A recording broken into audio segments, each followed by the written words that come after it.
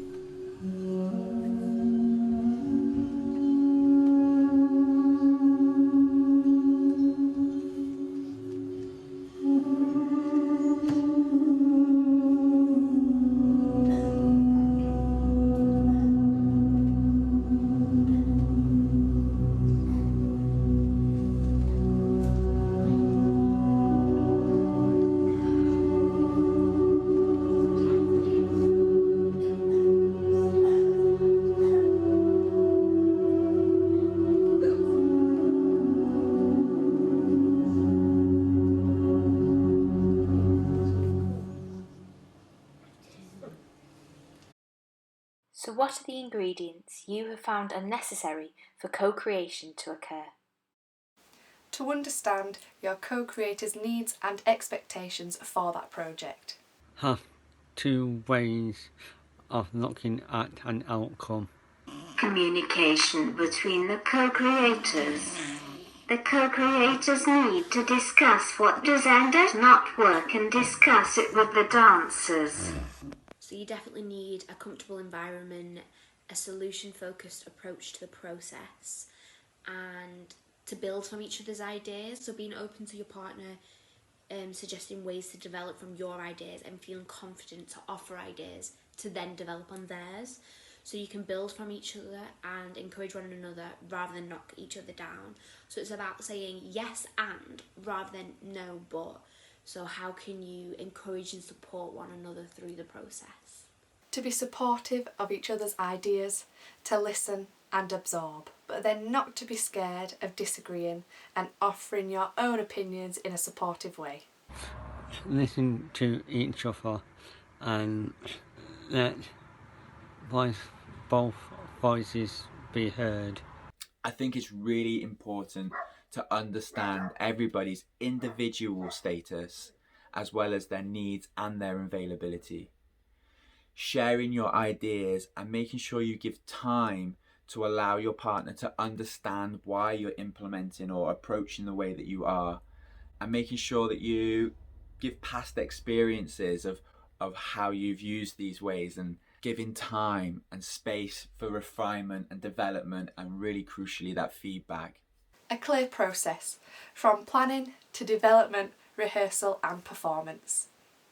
Respect each other, encourage your partner's ideas, treat your partners as you would to be treated. A clear awareness of project aims. A shared goal as to what you believe will make a successful piece of choreography. What were your highlights? Seeing the piece come together with lights and sound on the stage. So as a recent graduate, it's been an amazing opportunity for me to explore who I am as a choreographer, but with support from a partner along the way. We were able to grow and develop alongside each other, which was lovely because we had this supported continuous growth together. And whenever we came across barriers, we were able to put our heads together and come up with a solution. I think definitely being solution focused contributed to such a positive attitude towards change and development throughout the process. So that's been wonderful. And for me, one of the highlights, even though there were so many, my main highlight was the end product. Seeing our piece up on stage, seeing my partner's face light up as he also had that moment of like, wow. And seeing people reach potentials that they didn't know they had is something that I will really treasure.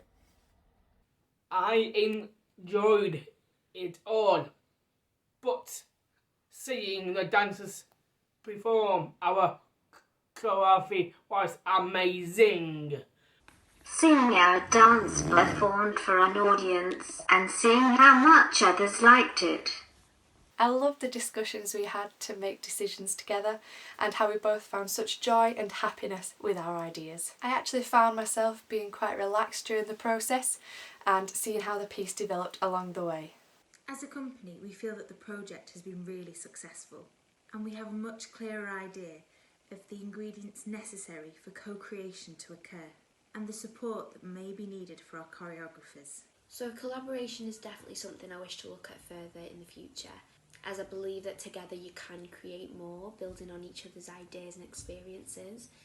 The project gave me confidence as an emergent artist, as it gave me the opportunity to explore who I am as a choreographer and what I enjoy as an artist.